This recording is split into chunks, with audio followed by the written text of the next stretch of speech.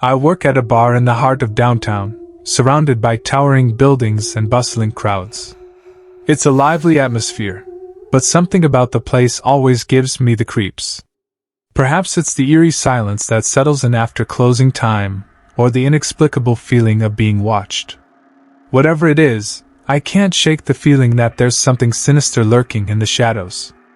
Tonight, as I finish wiping down the counters and stacking the chairs, I notice a figure standing outside the window. It's too dark to make out any features, but I can feel its eyes boring into me.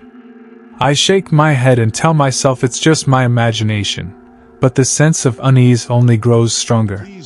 As I turn to grab my coat and leave, I catch a glimpse of the figure again. This time, it's closer. I can see its face now, twisted into a grotesque grin.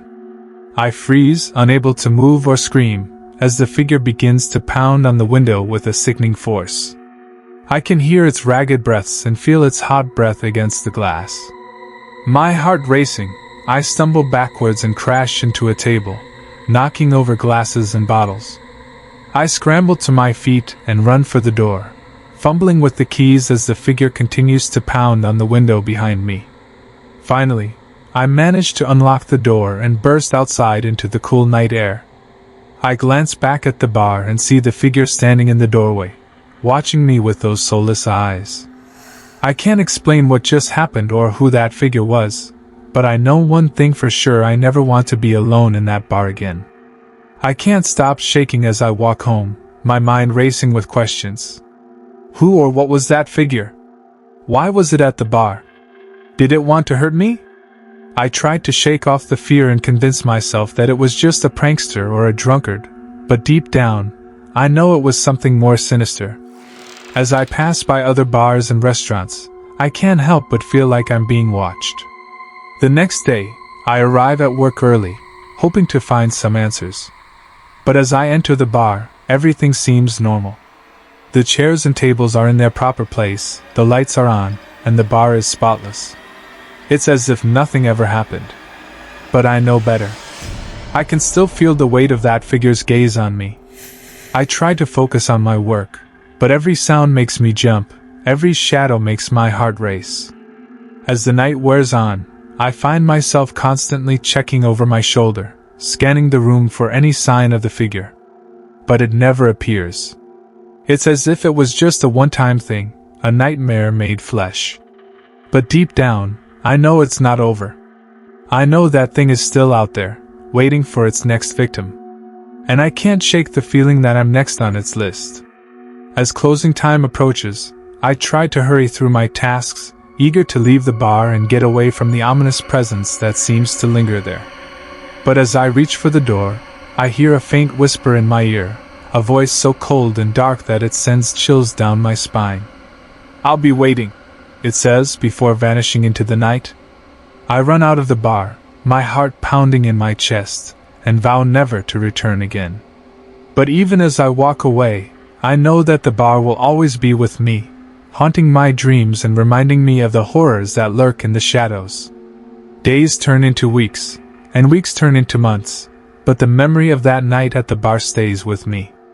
I try to avoid walking near the area after dark, but even during the day, I can't help but feel like I'm being watched. One night, as I'm walking home from a friend's house, I decide to take a shortcut through an alleyway. It's a route I've taken many times before, but tonight it feels different. The air is thick with an eerie silence, and I can't shake the feeling that something is following me. As I reach the end of the alleyway, I see the familiar sign of the bar in the distance. It's closed, but the lights are on, casting an eerie glow in the otherwise dark street.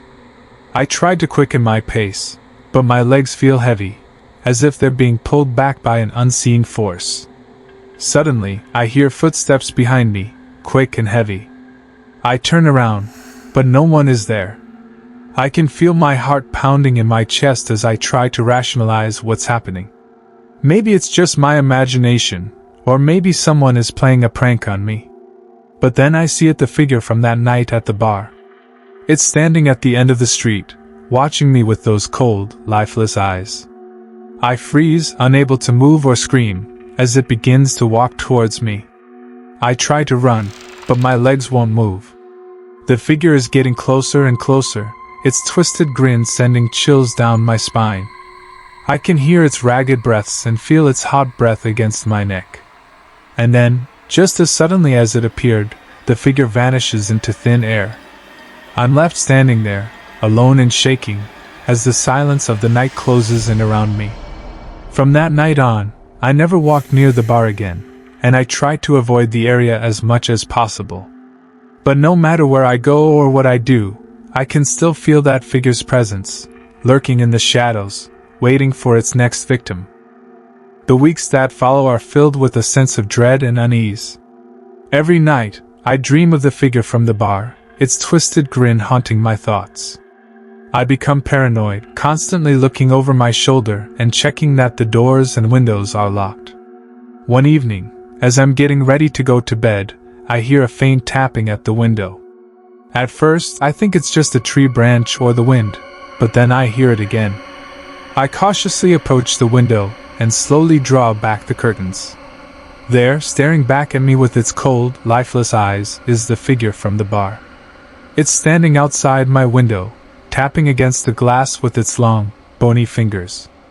I try to scream, but no sound comes out. I'm paralyzed with fear as the figure grins at me, its teeth glistening in the moonlight. As quickly as it appeared, the figure vanishes into the darkness. I'm left trembling and alone, wondering if what I saw was real or just a figment of my imagination. The next day, I visit the bar during daylight hours to try and find some answers. I talk to the bartender, asking if they've ever experienced anything strange or supernatural in the bar. They look at me skeptically, as if they don't believe me, but then they tell me a story. Years ago, a woman was murdered in the alleyway behind the bar. Her killer was never caught, but some say her spirit still haunts the area, seeking revenge on those who cross her path. As I listen to the bartender's words, I feel a chill run down my spine. Is it possible that the figure I saw was the ghost of the murdered woman? And if so, why is it haunting me? Days turn into weeks, and the figure continues to haunt my dreams and my waking thoughts. I try to stay away from the bar, but I can't seem to escape its grip. The fear and paranoia consume me, and I begin to feel like I'm losing my mind. And then, one night, as I'm lying in bed, I feel a cold breath on my neck. I turn around, and there, standing at the foot of my bed, is the figure from the bar. Its twisted grin sends shivers down my spine as it reaches out to touch me.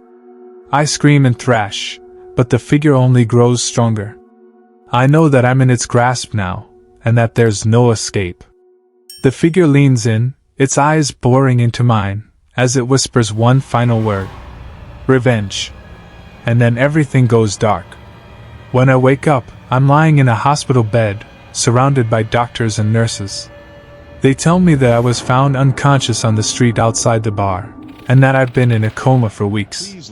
I try to tell them about the figure and the ghost of the murdered woman, but they don't believe me.